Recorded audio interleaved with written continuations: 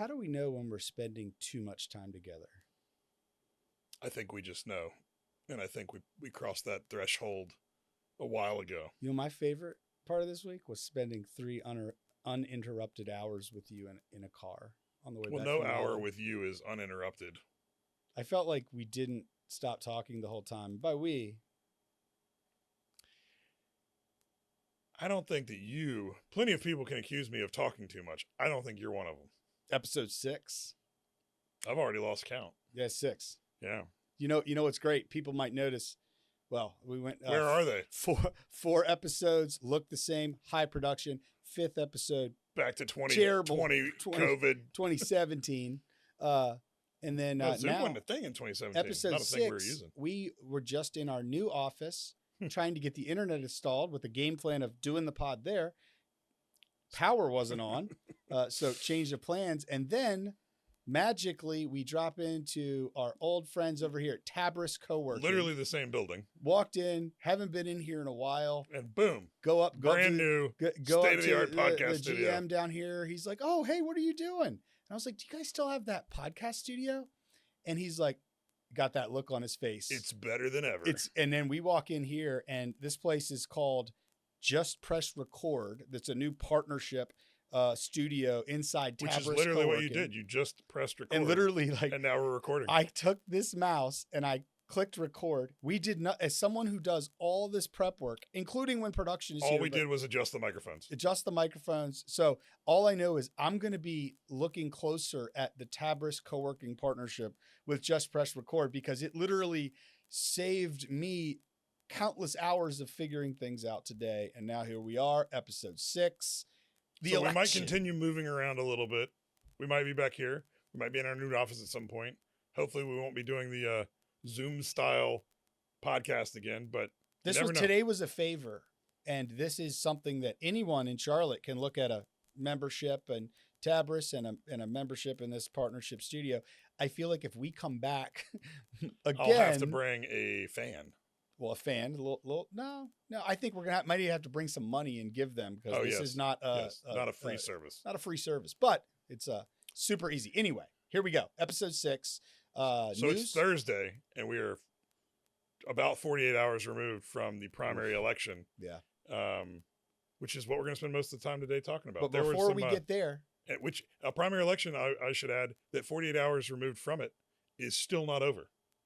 In arguably the most impactful race of the entire primary. I don't disagree. We'll come right back to that. Let's start easy. Let's start with the sports roundup. I think we have 2 items. Let's start with the easiest of, there's some Panthers news out there. There is some Panthers news. That's awesome. The Panthers are going to be playing for the first time, as I understand it, since their inaugural season in, I believe, 1994 or 5. Yeah. Can't remember if 95 was the year we went into the then Ericsson, now Bank of America Stadium, or if that was the first year of the team. Either way, they played the Jaguars, who were both new teams back then, in this Hall of Fame game. It's a preseason game, but it's a special one. You know what I noticed? Cardinals, and I looked, I think in the lineup is not just Luke Kuechly, but also, what's his name? Is it Larry Fitzgerald? Larry Fitzgerald, which would make sense because they try to line these things up to have relevance. And so with, Panthers have had Hall of Famers, including a homegrown one in Julius Peppers. Cooking with Peppers. Did you ever go to that back in the day? Do what now? Cooking with Peppers? I don't think if anyone in our fan base remembers Cooking with Peppers, it was in Peppers' heyday. He would go over to the only place I ever saw it was a place across from Park Road Shopping Center called Bertucci's. And he went in there and it did some kind of series thing where it was Cooking with Peppers, and he cooked with peppers, I assume. And it was peppers. Yeah. No, I think they got that part. Yeah. So August 6th, 8 p.m., it's I believe, a Thursday night, and it kicks off the weekend of the Hall of Fame induction. Are we going to go? Should we go together? Well, I'm talking with some folks about going. Those are like your real friends. Like a different group that you're not a part of. Yeah. You think we'll still like each other by then? 50-50. Yeah. But anyway, that'll be cool. It's about the only preseason game that anybody cares about is this Hall of Fame game. And we're in it for the first time in 25 years or 26 years. It's going to be cool. And it's coming off of 30 years. There's excitement about the team, so that's great. Lightning round. Second story. Hornets crushing it. Hornets are crushing it. They're on like another 5 or 6 game win streak after having had a 9 game win streak last month. I saw a news headline this morning that they have now crushed 3 rather recent NBA champions. And we're winning games by like 15 and 20 points. Exciting to watch. It's a thing that we don't really know how to deal with here in Charlotte because we've never had to. Yeah, we're going to self-implode somehow, like as a fan base and knocking community. on wood. We got the team's going to be great.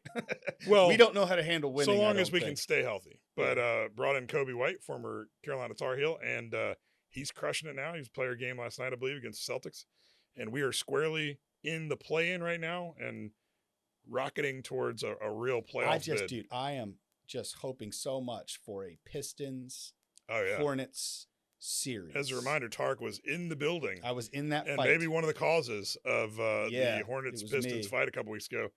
And so to see 7 games of that could be it could feel like a flashback to the bad boys of the Detroit Pistons in the 90s. All right, that's the sports roundup. We're moving fast today because just press record. We're in it. We're doing it. It's great. This is how you feel every single week, by the way. You just sit down and it's nice. Do it. This is really nice. And we're going to be quick today because I've got to go home and finish packing for my trip to Utah this evening. Where and for this weekend in the world is Larken, San Diego. Yeah, I think we have got ourselves, my buddy David and I think we've got ourselves psyched up to do this bobsledding. And now I'm saying it on camera because that way, even if I want to chicken out, I'll feel like I can't. Charlotte, we've got a bobsled team now. Feel the rhythm, feel the rhyme. Yeah. Come on, Charlotte, it's bobsled time. Oh my gosh. Did you actually? Oh, 100%. I've seen Cool Runnings like 7 times.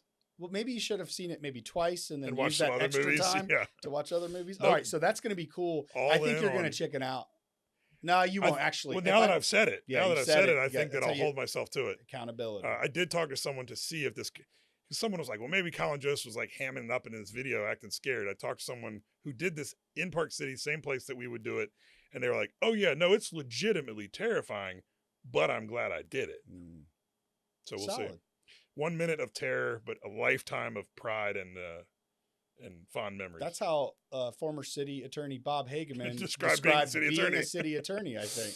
See if Bob listens. Although I back from him. I think it's a lot more than 1 minute of fear when you're the city attorney. Yeah, no, that's it. Well, all right, election time? Yeah, no. Well, final news roundup recap. We'll do this really fast because we've spent a lot of time on it. I-77 Tolmageddon and the city council retreat. I tuned in a few times. As much as you could. As I could. I did 2 full days of them live streaming this. I was having PTSD for sure. Apparently a strong or a large chunk of it was discussing how they could better trust each other. Well, and we did seemed like it was the theme for the last several years. I think the answer was you just got to do it. You know, it's like the secret to waking up early. They're like, there's no secret. You just wake up. Out of bed. Yeah. So their trust is now rebuilt. They have shirts that say team, I think. That is an acronym for something, which I don't know. Together. Guess the acronym. Together, everyone. Environment. No, everyone. Everyone. I'm making this excels. Mostly. I think that's it. That's got to be it. I think we're going to lock that in. Together, everyone excels mostly. Wait, no, excels is with an E. It doesn't even start. Excels. Accelerates. We do know how to spell the word together. Excels. Everyone accelerates. Did you say excels first, or did I? I think you did. I'm gonna go. There's no way anyone could find out. So. And I accepted it. Oh, there's a comment. Achieves together. Everyone achieves mostly. Mostly. No one really knows. Maybe. No one. Maybe is better. Together, everyone. Anyway, NCDOT decided to delay the next step in the I-77 toll lane process so they can have more community conversations. Whether this yields a meaningfully different outcome, yet to be determined. I think the punchline with all that in this lightning round is simple. There was a bunch of outcry for council to do something unilaterally. Both didn't make the most sense, but also the powers that be didn't want that to happen. And so they bought themselves some time to kind of say there's a delay announced from the state, not from anyone bottom up, which I think is probably the best outcome.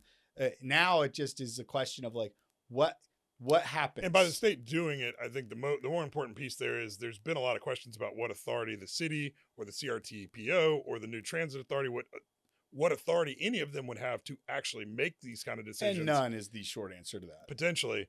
And so by the state doing it, it takes away that potential The big like question, overstep the only thing to watch or at this overreach. point is like, all right, 2 months from now, one, is there any actual change, or is it the elevated version that's already there? And two, is there then immediately this like RFP that then fully locks everything in the conversation? My prediction, which I think you'll agree with, is there will be some changes that people can point to and say there have been changes. They will very much be around the edges. Yeah, 100%. So that's it. Let's get to the main event here. Election Mageddon. Election Mageddon. I don't think you can say that. So you were with the Cooper squad. In Raleigh. I was with the Watley squad. In Charlotte. We finish each other's team T-shirts. Totally No, don't. Excel files. So what do you think? They both won. Surprise, surprise. Here's the problem. We've talked about this now on like 7 different shows. We were live correspondents from each of the things, which was kind of fun. But I now have a new appreciation for the people that cover these sorts of election night parties. Yeah, because I think you were in the same boat. Mass chaos. We were both using like a single earpiece to hear Tim Boyum, who was in the studio in Raleigh. Yeah. I had a stick mic. You had a lav, but it was loud in both. I mean, because all these parties are playing loud music, and so then it's hard to hear each other. It's hard to hear the host. Yeah, it was not as. I think you and I've got a great deal of comfort now doing like the in-studio stuff with Tim. Mm-hmm. This was a whole different challenge. And so there's that. That's the big news everyone was obviously waiting for, how we felt about our experience. So we talked about it a lot we talked about it with Bo and Beth this morning. We talked about it with Bo and Beth yesterday morning. I do think we should mention, speaking of R&D with BT, yeah, they have created an AI theme song for our weekly segment with them. Yeah. And it's kind of fire. Yeah. It's good. It's like, there's a couple, like, you don't love those overly bold statements. Like I do when they're sung. They're raising humanity's no, consciousness every day when they look in the mirror. When you sing it, I'm into it. Not when you sing it, when AI sings it. When you sing it, I'm far less into it. It felt very Hamilton-esque. Okay. Yeah. You don't like my the room where it jelly roll kind of style. All right. No, yeah. I don't. So anyway, this is like ADD Olympics here again. Congratulations. So the election. So there are a couple narratives. Let's start from the bottom and go up. Right. Locally, sheriff is probably the most. County commission, no changes, no shocks. Well, on the at-large. Oh, right. There other than the person major who's been in office since you and I were in middle school. Yeah. Losing Vil Malik, 90-year-old Vil Malik, who'd been on county commission for almost 2 decades and had served for about a decade on the school board before then. Wild. The last election, she either lost or I don't know if she's ever lost, to be honest with you. She did not have the BBC endorsement. She did not, but I don't think she had it 2 years ago. And I think she overcame that. There's some angle in there I probably am not privy to, but that is strange. Well, I think they usually are very loyal. Monifa Drayton. So I think that the only race the BPC ballot lost was Nassif Majid, who we'll talk about in a minute, State House Rep. Monifa Drayton did have the Black Political Caucus endorsement over Vil Malik. And I think part of it is she just ran a more robust campaign than people who have previously run against Vilma. What is she going to be like as an elected official? Don't know yet, but we should have her on the show. I don't know her well. And look, I mean, 90 years old, Vil Malik was still pretty fiery and still pretty engaged. But I think that, it was time to pass the torch. And I think voters, obviously. Is it still the most powerful district, or is that no longer the case? It'd be, if you're Monifa, do you retire that expression because it was sort of Vilma's thing, or do you try to keep it alive in her honor? Only time will tell. District 6, City Council, most powerful district. No. Okay, so that's what happened on the county. The sheriff, I think we both said my punchline this week, which was a little tiny bit counter to what we've been kind of projecting. What we've been projecting the whole time is McFadden will win because there are 2 other credible named people that are going to split that vote. I think the tweak on that was the 4th person, who I can't even remember the name. Antoine Nance. Twain. Well, that's how it's spelled, but I gotta Yeah. assume it might be pronounced Antoine. So he came in and got Like what 7 I think was or shocking 8%. was 8,000 votes. It was like 7+%, I think. Yeah, and I think the winners were at like 23,000, 20,000, maybe like 18,000. So how I'm incredibly curious. Like I would have expected the fourth person to get like 3%, like 1,000 votes, and it's like friends and family, right? Right. Like 8,000 is more significant. We on our long drive back yesterday. You did some quick Googling. He has some labor touch points. Maybe that's where that came from. But that was enough to be the spoiler. So that's punchline one. And you, of course, hate our 30% threshold. If Ricky Robbins, who we both thought was going to finish second and did, if he'd have gotten even like 40% of Nance's votes, which is highly plausible, because presumably people that have known Gary McFadden for long enough, they either are voting for him or against him. Yeah, you can't imagine a lot of those votes Nance are coming back gone to McFadden. Yeah. So if Robbins had gotten even like a third of Nance's votes, it might have been enough to push him over the edge. But yeah, we do. We have a 30% threshold, which it triggered me this morning before we talked about it on BT to look up North Carolina, and then we made this change in 2017 from 40% threshold to avoid a runoff to 30. Let's go down to 10. So all you got to do is have a plurality, have the most votes of any of the candidates, and as long as it's over 30, you avoid a runoff. The main purpose of that was to save the cost of having to do these runoff elections when someone has 38 or 39%. Silent plurality. Can we start that? But that phrase. What we have now, and I didn't realize this, but North Carolina is the lowest threshold for that. South Dakota's next at 35%, and most are at 40. A lot are at 50. And now I don't necessarily think when you've got these 4- and 5-way races, you should have to clear 50. But I do think it begs the question, and this is far from the only example, but is 30 enough when 2/3 of the electorate has clearly said we want a change from the person that we've had for a long period of time and know pretty well and have seen the results from. Number one, that person's back. See, here's why I struggle having a position on that. Number one, I do have a position that it saves cost, and that's a no-brainer. You have to weigh that against the plurality versus majority. But again, it's 40 the sweet spot between those two things, right? Well, which is what it used to be. But I think the bottom line why it's hard to have a firm position on this is like if it works in the favor of the candidate you wanted to win, you're good with it, and if it doesn't, you have a problem with it. So like, and that could be any race across the board. I mean, we saw an interesting thing about it is the first time you and I were both running at the same time in 2017 when we both first got elected, we had this situation and there was a runoff. This was right before that threshold was changed, I believe, where Daryl Bonaparte actually won that primary you and I won. He won it in District 5 in what was a 5 or a 6-way race. He did not clear 40%, which was the then threshold, though he did clear 30%, which is the now threshold. And he and Matt Newton went to a runoff where the turnout was abysmal. Because it was the only thing on the runoff ballot. It was like only in one city council district. If your mom voted in the election, you probably won. I think it was like less than 1,600 total votes. And then Matt Newton won it. So Matt Newton had actually finished second in that primary, ended up winning in that runoff, and then went on to serve 2 terms on council. And now he's a judge. Entire history would have been Charlotte changed. Politics. Yeah, could have been Matty entirely Newts, different. Dude, haven't said his name in a while. It's Judge Newton. Judge Newts. We still need to go sit in his courtroom. I would love to do that. We should 100% live podcast. I don't think you're allowed. I don't think you're allowed to do that in a district courtroom. All right, so that's the sheriff race. Going on legislature. To the house-wise. I just I personally I don't love the fact that that the two folks, Nassif Majid and Carla Cunningham, got such a retribution by their own party in this primary.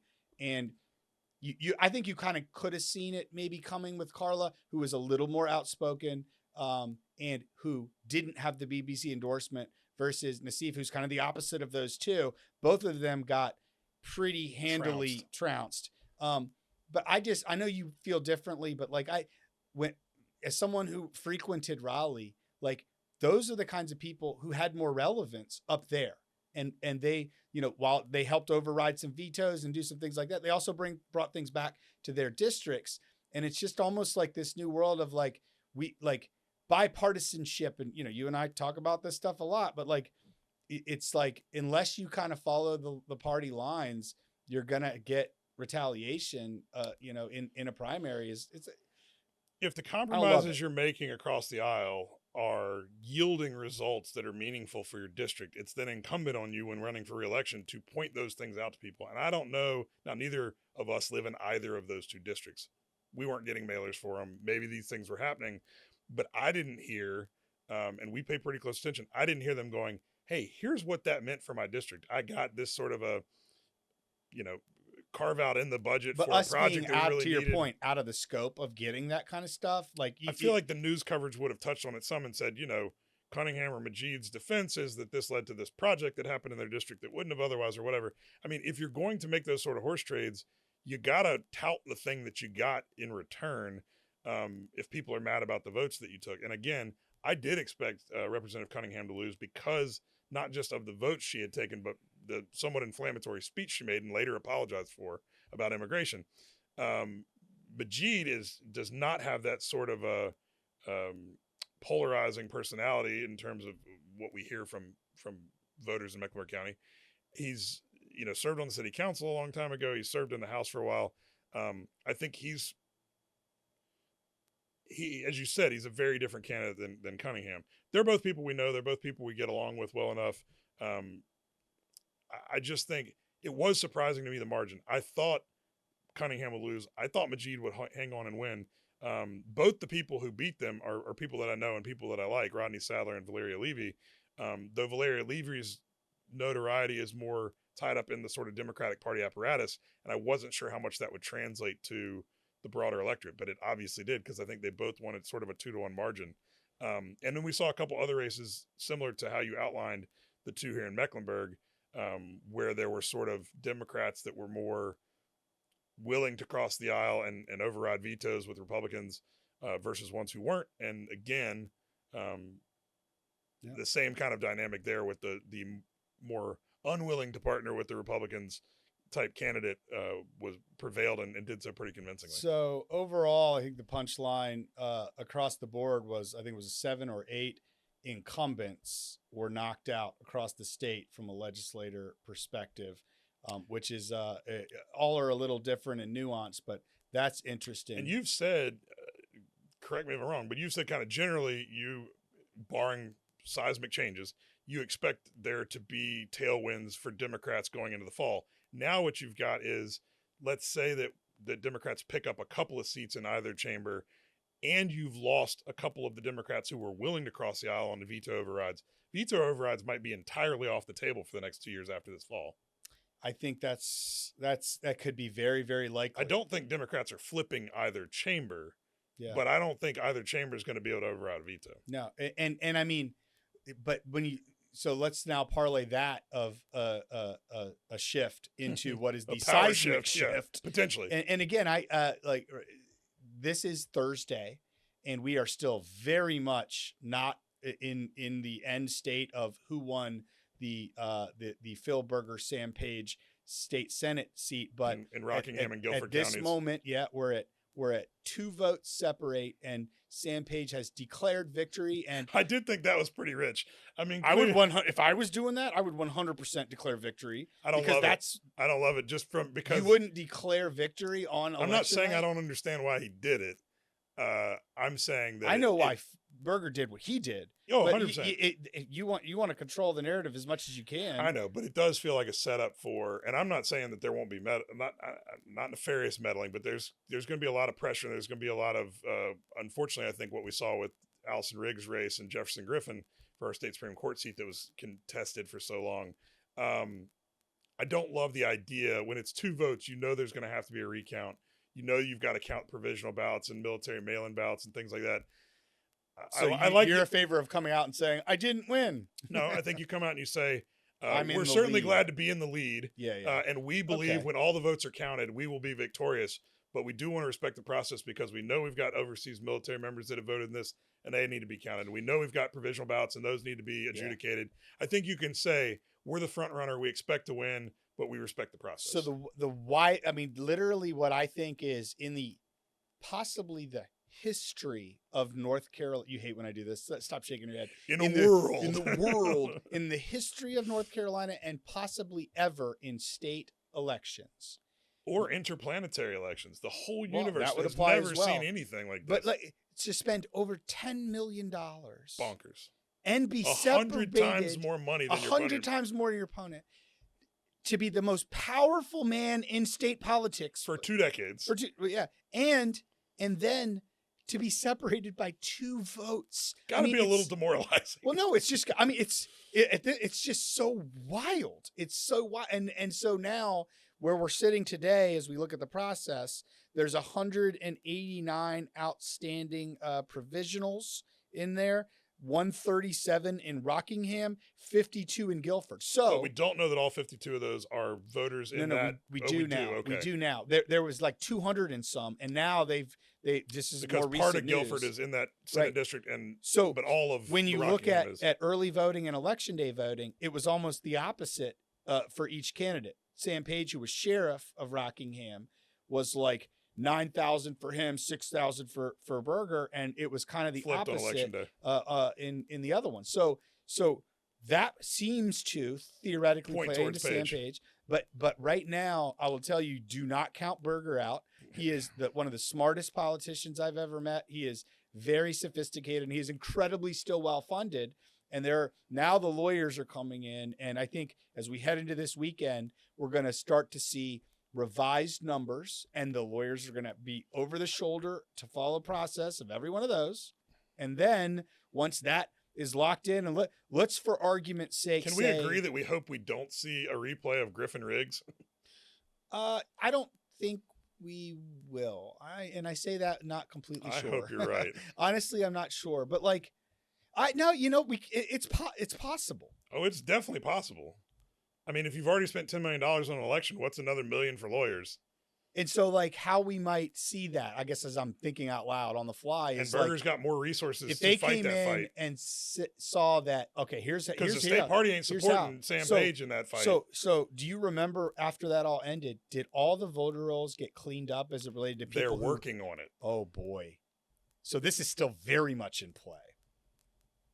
Yeah. Oh man, I didn't even think about that. And I just assumed that's been cleaned up. For listeners who have forgotten or never knew, Phil Berger's son, literally named Phil Berger Jr., is on the state Supreme Court. Yeah, but let's hope it doesn't get to that. Yeah, but even so, I don't like these folks, and I know him. They're not playing games like that. They're being painted to play. I think there's 2 ways this can be done, and I think Jefferson Griffin very much bordered on the dark side of this coin, but you can. I'm not saying they're going to flat out cheat. I think they will have high-paid lawyers that try to figure out how to interpret the rules in a way that gets creative. And again, it's a different dynamic because you're not going to have the party apparatus behind. The Democratic Party was supporting Allison Riggs's expenses. The Republican Party was supporting Jefferson Griffin's to an extent. And so you're not going to have that here. It's 2 Republicans. Sam Page does not have the resources. We just said he was outspent 100 to 1 or more. He spent under 100,000. Berger spent over 10 million. Page doesn't have an army of lawyers and all the access to the resources. He's also not the incumbent who's currently leading the state government. So it's going to be interesting to see if a lot of resources become required. How does Page deal with that? But what my guess is that by potentially as soon as the end of this weekend, maybe even sooner, we're going to see those votes initially counted, lawyers over shoulders. But again, their real fight hasn't come yet. And they're going to say, and if these numbers hold up and the trends hold up, I think you're going to see Sam Page go from a 2 vote to maybe a 40 to 50 vote lead. And if that happens, and again, it's so hard to tell what's going to happen. It could be exactly tied, right? And then we get a coin flip, which would literally be the storybook. We're not at coin flip yet. We're not at coin flip yet. So then the next one is, does the person who's down call for a recount? And if it's within 1%, which it will be, Florida, then they can do it. 2000, like really going into the details. I tell you, there's a whole army of different lawyers out there salivating at their billables, looking at that. And then the big wild scenario, once that's all done, is in the small. I think there's a 1% chance of this happening. It's exactly tied, And then we handle that in North Carolina with a flip of the coin. Which is how the sitting mayor in the town of Monroe was decided, I guess, 3 your big years brother, right? ago. No, in your fraternity? he is not my big brother. So listen. So if that happens, I want to start. I want to start a movement where we put Spectrum pressure. Center and have it at mid-court of the Spectrum Center and sell tickets to it, and they can all go towards okay, that's great. State Board of Elections. I was going to say, let's go with the youngest registered voter in all of the 2 counties, Guilford and Rockingham. Because 18-year-old voted for the first time, comes in, get the kids excited. Get the kids excited. Get them involved. So I think the last thing we have to talk about before we wrap that, because I think this is the one that has the most information. What happens? First of all, it's a Republican seat, whichever one of them wins the primary will be the senator. But if Phil Berger wins, he will be somewhat battered and bruised, ego-wise, but he'll still probably be in power. If he doesn't, I think if he wins, it will be. I don't know that it will change that much. I think they are already mentally focused on coming back. They've solved several problems. I think they're going to pass a budget, regardless of the outcome of this race. I think so. I think there's reasons in both outcomes for them to want to do it, and they need to want to do it as a body because it's such a bad narrative for going into the general election that Republicans control state government and haven't been able to do it. And this time, where it used to be fights between Berger and Governor Cooper, it's now fights between the state Senate and the state House, or just not really fights, but like they're not on the same page. Right. They don't want that narrative going into November regardless.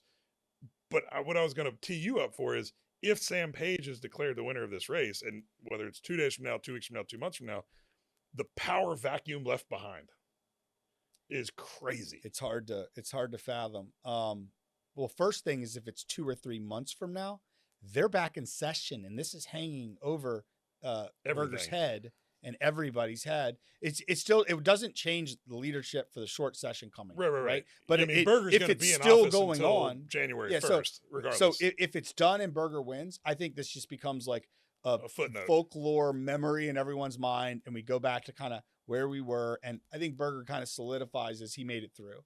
I think if it ends up going the other route, the jockeying and just the shift in what happens in the Senate, I think is going to be really wild. Some of the names that we've been hearing, and again, nobody can know this whatsoever because it has to all play out. Michael Lee is from the Wilmington area, is incredibly smart, powerful guy, but in a competitive district. And you don't necessarily want to put forward someone who could lose any given cycle up as your leader. Maybe you do, because if he wins this cycle, that this is going to be a tough cycle, and if he wins it, that shows that. And maybe they're fundraising or maybe they want to get more into the less 10, 20 year long leaders and be, again, I don't know, but I think there's some negatives working against him, but he is one of the sharpest guys you'll ever meet and really well liked and get stuff done. Another one is Todd Johnson, and Union County, right? Yeah, and he is incredibly plugged in. He's a get stuff done kind of guy, and he works behind the scenes an awful lot. I've worked with him in the past on several things. He was a great champion of the regulatory sandbox and the work we did with creating the NC Innovation Council. So, and then do you end up in a U.S. House situation post Kevin McCarthy where you've got a couple people, Steve Scalise, whoever, that can't galvanize enough votes? I got a dark horse for that scenario. And then if so that's sort of how we ended up with Mike Johnson as the Speaker of the House. Was okay, options 1, 2, and 3 have been there long enough that they've got some, hurt feelings over the years. Can't quite get the votes Mike they need. Johnson of this scenario. And we've got to go find someone that no one hates. Senator Brad Overcash. County. I don't. This isn't something that I think probably is being talked about as the most likely scenario right now. But Brad is incredibly he doesn't have enemies. Doesn't have enemies. Really smart. Young guy. He's probably younger than us. I think so, a little bit, yeah. But lives in Gaston County. And I mean, he gave the prayer and introduction for Michael Whatley at Whatley's primary party. I got to say, if I'm stuck with a Republican leading the state Senate, which I will be for at least a couple more years, we could do a lot worse than Senator Overcash, particularly for his relevance to the Charlotte region. The Charlotte he's someone business I've known community really likes him. He was in leadership of the Young Republicans at a time when I was in leadership of the Young Democrats. We got to know each other. I like him. Yeah. Obviously, I'd rather have a Democratic leader of the chamber, but I also like the idea of not right now. Ever. Yeah, it'll happen. I do like the idea of it being someone from our region. Union County is obviously in our region too. I don't know Senator Johnson as well as I know Senator Overcash, but yeah, I mean, all that to say, there's going to be a lot of moving pieces if Phil Berger is leaving the state Senate. And I can't even fathom it. So we got to take it one day at a time and just see how it plays out. But that's a little just, humoring potential scenarios. And then the not as interesting on primary night, but the thing everyone's going to be stuck thinking about for the next, 7+ months, because their mailboxes will be stuffed with it, is Cooper Whatley. They both obviously won. The margins were, I think, what people were watching for. And I think Republicans and Democrats alike were happy to see Michelle Morrow soundly rejected. But what sort of momentum do you think that takes into the transition now to the general election for either of them? Well, I mean, I think it's blank slate, start back over time. And I think, that I think that fact alone leans to the favor of Whatley, where of the two, he has the most unknowns. He has ability to raise a bunch of money. He is I'd say is firsthand, one of the best campaigners that I know is out there. And he'll be able to define himself. Cooper is defined, and that plays both for and against Cooper, which is he's a safe bet. You're not going to see him make a lot of mistakes, but you're not going to see him. Whatley's team is not going to be able to convince people that Roy Cooper is Bernie Sanders. But Roy Cooper is not going to be able to convince people directly that he is Barack Obama. Oh, okay. I thought you were going to say he's not going to be able to convince people that Michael Whatley is Donald Trump. No, he has the ability. Which I think he will be able to tie those two together. Again, they both cleanly. have pros and cons. And Roy Cooper ain't going to be short on money either. So the unknowns of people not knowing who Michael Whatley is to the same degree they know who Roy Cooper is an opportunity for Whatley. It's very much also an opportunity for Cooper. Yeah. And if Cooper is in a scenario right now, the thing I fear the most is that Democrats and unaffiliateds who are upset right now are motivated to come out. 100%. If that changes at all, you cannot rely on Cooper to motivate a base. I think they will come out and they will like him because he's a safe choice. So if that how trend angry continues, are voters in October at Donald Trump? Exactly. If they are still as angry with Donald Trump as they are in March of 2026, Cooper runs away with it. It might be 8 or 10 points. If we went back and listened to this episode in November, I think we would probably chuckle because whatever it is, there's no scenario that with this war in Iran and what's going on with this, we can there's no way to predict what's going to happen. Yeah. Like we don't know. Like it could be the thing that united the country and several other countries, and all of a sudden it's like national pride. Right, George H.W. Bush in the Persian Gulf War. Mission accomplished. Well, that actually was maybe a different scenario, but since they hadn't actually accomplished the mission. Well, that's the moment we look back on with that. But I can entirely see Donald Trump flying a mission accomplished flag before accomplishing a mission. This has the potential to both be terrible, or has the potential to take away the angst and the anger that's turning vote out for the immigration front and turn it into a positive. There's some whole other scenario that hadn't even started yet. 100%, man. We could never foresee coming. Like cat flu. I was gonna say swine woollyworm flu, but I was like, woollyworm. You got it. That was a callback to our WBT this morning. It's all going to be interesting. It's that and the Texas race, which is super interesting too. And I ended up staying up later than I wanted to on Tuesday night watching that. 9? It's way past my bedtime. Really interesting dynamics on both sides of the primary in Texas too. And now there's going to be a runoff, which is, again, you talk about just setting money on absolute fire. These Senate races are going to be 100 million plus on each side, probably. Trillion, I heard. I don't think that's right. But just an absurd amount of money that's going to be poured into these races. I wish it were already over. I'm glad we're through the primary. Yeah. Well, I mean, actually, but here's one thing except for Page and Berger. Here's one thing that, particularly in these national level races like U.S. Senate, the tendency for most candidates is they have to sort of tack left if you're a Democrat, right if you're a Republican in the primary to make sure you win the primary, and then you sort of pivot and turn back towards the center for the general. I think one other advantage Cooper had is, given how irrelevant his primary opponents were, he never had to really tack left. He's sort of a center-left guy anyway, but he did not have to be anyone at all disingenuous to who he is at his core. And again, we know who he is politically. Whatley was being challenged from the right, not only by the lunatic Michelle Morrow, but by Don Brown, who seemed to be the more galvanizing. Are you like Trump nicknaming people right now? Yeah. Crazy. I didn't know crazy, Democrats crazy did Michelle. That. Oh man. crazy Michelle. I'll come up with something. I did. I'll come up with something better. Good. I'm trying to think of an alliteration. Well, let's not start that. But I do think that like Don Brown had a vocal group of people who, as best I could tell, were not entirely for him so much as they were against Whatley. I don't understand why they were against Whatley. He had a little bit of a base. Whatley has won the primary. Does Don Brown get like he already came excited out? But you can say I support Michael Whatley, but do you actually go out and work for him? Do you actually try to like push your donors and push your voters?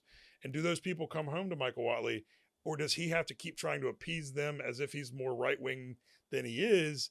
I don't think so. I don't think he does. It's something that you have to deal with. He's going to have to pivot levels, more than Cooper did. But yeah, he's got to attack that unaffiliated, undecided vote, and that's you just have to, and you have to make sure your base stays excited and motivated to come out. It's a really hard proposition.